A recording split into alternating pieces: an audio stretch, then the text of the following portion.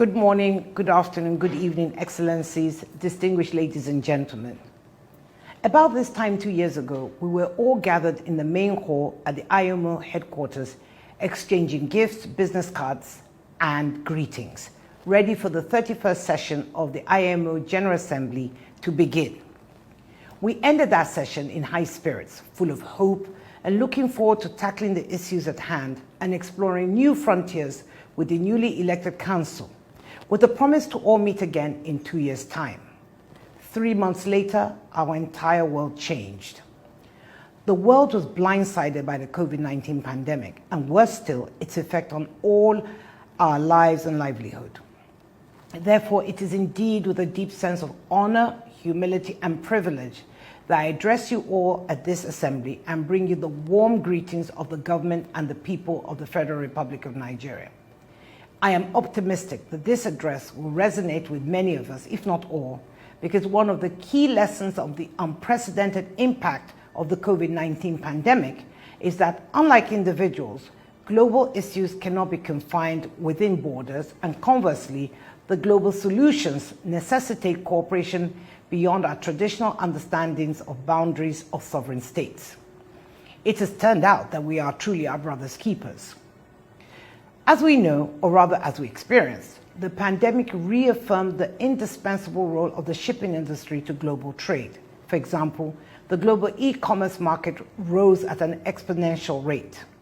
May I remind us that at the height of the pandemic, with subsequent lockdowns across the world, over 400,000 seafarers at the point were stuck at sea as the crew crisis deepened. The fate and hardship seafarers endured during the lockdown quite rightly led to them to be classified as essential workers. On our part, Nigeria took immediate and urgent steps to comply with IMO circulars for crew supply changes on board vessels, whilst vigorously conducting COVID-19 tests for seafarers in collaboration with port health authorities, ensuring the seafarers who tested positive received the required medical attention at the isolation centers. We joined the IMO in calling for vaccination priority for seafarers. The onset of the disruptive impact of the pandemic on the transport sector, creating a global supply chain logjam, impacted our daily lives and will certainly do so even more with the upcoming holidays. This is of great and grave concern to us all. The rising cost of shipping and the inability of shipping lines to retrieve the empty containers, with its attendant negative multiplier effect, leading to drastic inflation in shipping, container prices, and increased delay time for companies, have also led to environmental issues such as blocking of access roads to the ports, thereby affecting the impact of government's effort to ease the cost of doing business as it relates to shipping and logistics. Management of empty containers is an important economic and ecological challenge for the world that the IMO has to look at critically if it's to meet its aims of a 40% carbon emission reduction from the shipping industry by 2030 and decarbonize the shipping sector completely by the end of the century. Nigeria looks forward to working with the IMO in establishing the necessary infrastructure and developing the required skills for the monitoring of carbon emissions from ships.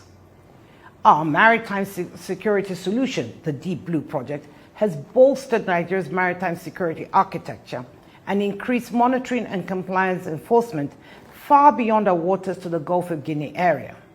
This initiative has ensured a significant drop in the number of security incidents in the Nigerian waters and the entire Gulf of Guinea. The International Maritime Bureau has widely attested to this remarkable feat in its second and third quarter reports of 2021. On the legal side, I am pleased to report that Nigeria has been successful in prosecuting and convicting over 20 pirates under our Piracy Act. Your Excellencies, on a final note, may I emphasize that Nigeria is committed to ensuring compliance with all our obligations to the IMO. All that is left for me is to wish us all, wherever we are in the world, fruitful deliberations with the hope and prayer that we shall all be sitting in that main hall again come 2023. And oh yes, please, before I forget, don't forget to vote for Nigeria. Thank you.